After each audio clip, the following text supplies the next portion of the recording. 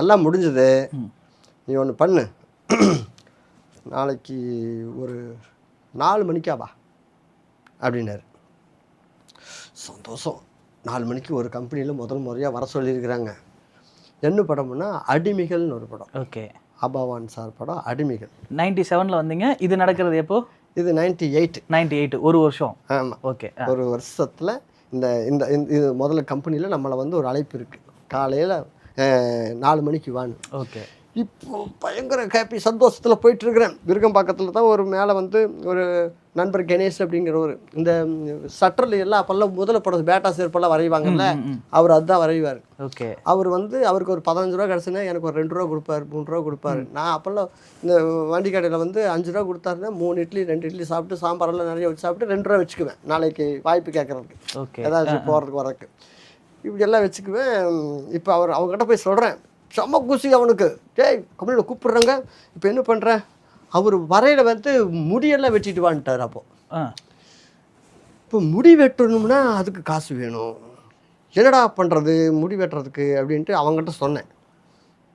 10 ரூபா கொடுத்தான், வெட்டிக்கோ அப்படின்னு. இந்த 10 ரூபாய்க்கு யார் முடி வெட்டுவா அப்படின்னு சொல்லி போட்டு யோசிக்கிறேன், இது யார் வெட்டுவா, சரி ஓகே இதுதான் இருக்குது வெட்டி விடுங்கன்னு சொல்லுவோம், வெட்டுறவங்க வெட்டுட்டோம் அப்படின்னு சொல்லி போட்டு 10 ரூபாய் எடுத்து வச்சுட்டு நேராக விருகம்பாக்கத்துலேருந்து நேராக போய் சிக்னல் போரூர் போயிட்டேன். போரூர்லேருந்து நேராக போயிட்டே இருக்கிறேன். போனால் எங்கேயாச்சும் மரத்தை கட்ட ஒரு இது போட்டு மரத்தில் கண்ணாடி வச்சுட்டு உட்காந்துருப்பாங்கள்ல, எதாவது பெருசு அந்த மாதிரி இருப்பாங்கள்ல, அவங்கள பார்த்துட்டு கொடுத்தா அவங்களுக்கு பெரிய விஷயமா இருக்குன்ட்டு போனேன். அதே மாதிரி ஒரு செட்டப் இருந்துச்சு, கொடுத்தேன்.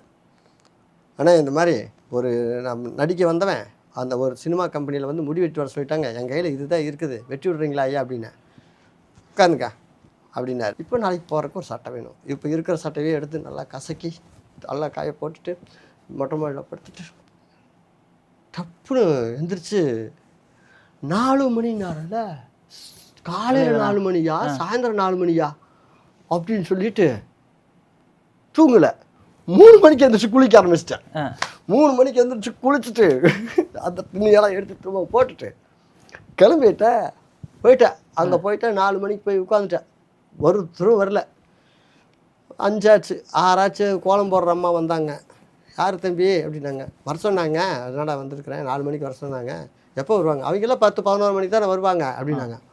10-11 மணிக்கா? அப்போ ஒரு வேளை சாயந்தரம் 4 மணிக்கு தான் சொல்லியிருப்பாங்கன்னு நினைக்கிறேன். சரி இருப்போம் அப்படின்ட்டு இருந்தேன். அப்படியே 10 மணிக்கு வந்தாங்க. இருக்கடா இப்போயே வந்தேன், யார் என்ன அப்படின்னு அந்த கேட்டார். நீங்கள் சொன்னீங்க சார், நான் நேரத்துலேயே வந்துட்டேன் அப்படிங்கிற மாதிரி ஒருத்தட்ட சொல்லிட்டேன்.